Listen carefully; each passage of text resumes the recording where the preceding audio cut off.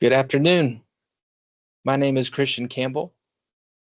Today I'll be walking you through our Power BI sales analysis for Canyon Sales.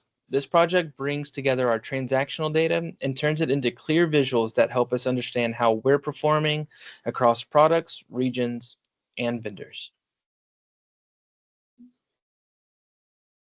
A quick overview. The purpose of this project was to take our existing sales data and make it easier to analyze and interpret. Using Power BI, I built a model that connects our products, stores, vendors, and transactions all into one place. This allows management to see real-time performance and make faster, data-backed decisions. Quick data model overview. Here's a look at the structure behind our dashboards. The model includes 4 dimensions: product, region, store, and vendor, all linked to our sales transaction fact table. I created a separate calendar table that allows us to analyze trends by month, quarter, and year. This setup ensures consistent and accurate reporting across all visuals. Moving forward, we'll be touching on units sold by product name. As you can see, this chart shows total units sold by product. Each bar represents a product we carry, such as tents, sleeping bags, or boots. As you can see, sales are fairly balanced across all items, meaning no single product dominates our sales volume. Now, this suggests we're maintaining a well-rounded inventory and meeting diverse customer needs. It also helps us forecast production and plan promotions evenly. So as you can see in our table here, we have a Biggie tent, Cozy sock, Duraboot, Easy boot on the left-hand side of the column. Now at the bottom row, you can see the units sold, ranging from 0 all the way up to 7. Now if we continue the data set, or this table, we can see that the data may stop at 8 for ZZZ bag, or maybe it goes all the way up to 20 for medium tent. But this visual is just to show you that we can see this data and visualize what is happening in real time in our data set. Next, we're going to be touching on units sold by year.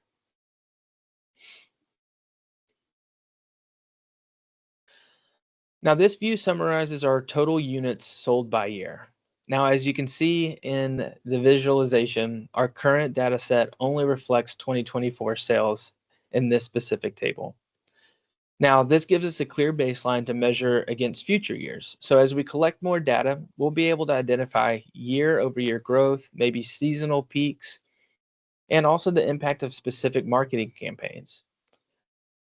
This will help us set more accurate annual goals and track long-term performance.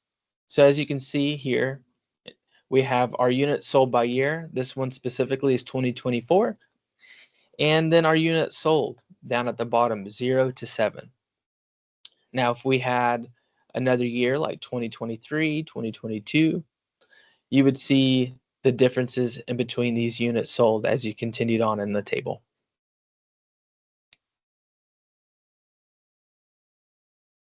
Next, we'll be touching on units sold by region name.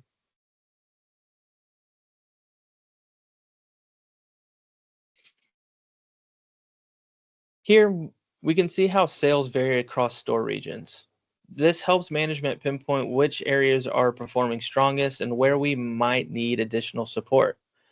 For example, regions with lower sales could benefit from targeted marketing, staff training, or even inventory adjustments. Stronger regions might provide insight into best practices that we can replicate elsewhere. So for instance, in this visualization, we can see Chicagoland exceeds Tri-State. Now, we might be able to push marketing to Tri-State to increase those units sold.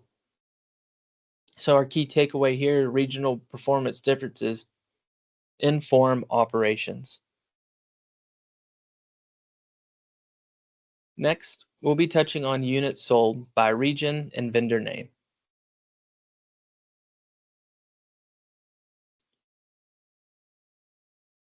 You can see two visualizations here.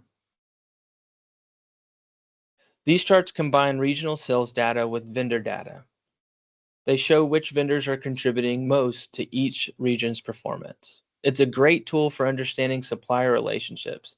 Now, if one vendor dominates sales in a specific region, it could mean a strong partnership, or it could also mean potential over-reliance. These visuals help our purchasing and management teams to ensure vendor diversity and negotiate better contracts in the future. So as you can see, we have in our first visualization, we have units sold at the bottom, and we have our region names off to the left, and then we also have our vendor IDs MK and PG over the top. In the second visualization, we can also see the units sold by region name and product name. So you have region name on the left-hand side with Chicagoland and Tri-State, and you have the units sold on the bottom. You can see the product names are also associated or designated with a specific color. So as we continued on into this data, we might see where maybe Easy Boot, Medium Tent, or Tiny Tent may have more or less performance in Chicagoland. Now, as you can see in Tri-State, they've all sold 3 units for each of these products.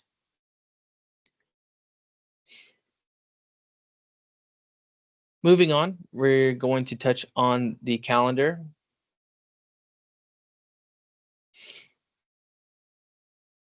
To make time-based reporting consistent, I was able to create a calendar table in Power BI.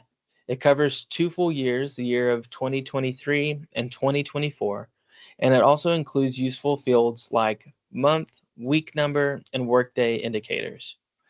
This allows us to track weekday versus weekend sales, identify busy periods, and also easily calculate year-to-date or prior year totals. So as we look at this visualization, this table, you can see on the left-hand side, we have a specific date column. Next, we have our month, we have our year. Following that, month number, week number, weekday number, and then finally our workday. Now, as you can see, our month number is associated with January. So January would be month number 1. Month number 2 would be February. Month number 3 would be March, so on and so forth. Our week number, of course, is going to be associated with the week number according to that year. So if we were to continue down this table, you would see it to go most likely all the way to 50s, 52 or so. Our weekday, of course, is associated by that specific weekday, Monday, Tuesday, Wednesday, Thursday. And then our weekday number, as you can see, our weekday number here is 1, and then it would go on to 2, 3, 4, and so on. Our work days are associated by designating Monday as 1, Tuesday as 2, all the way up into Sunday as 7.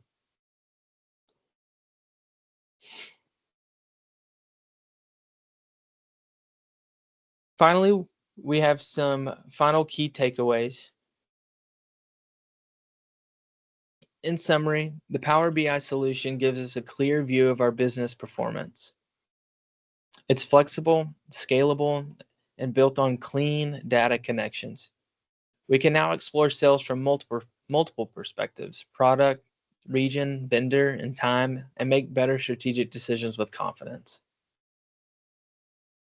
So I've created a few bullet points here. We have our bullet of unified data model for better insights as a key takeaway, balanced product and vendor performance, clear regional visibility for operational decisions, and a foundation for future time-based reporting.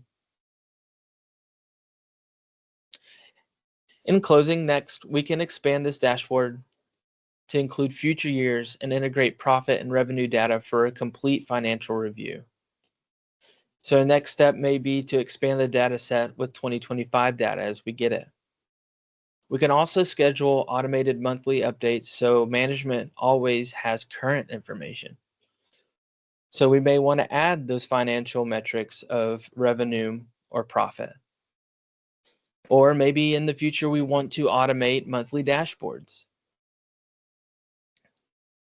Using Power BI, we have keys to the kingdom. We can do a lot. So I look forward to next time. Thank you for your time. This sales analysis is just the first step toward building a stronger, data-driven decision process at Canyon Sales. I hope you have a great day, and thank you.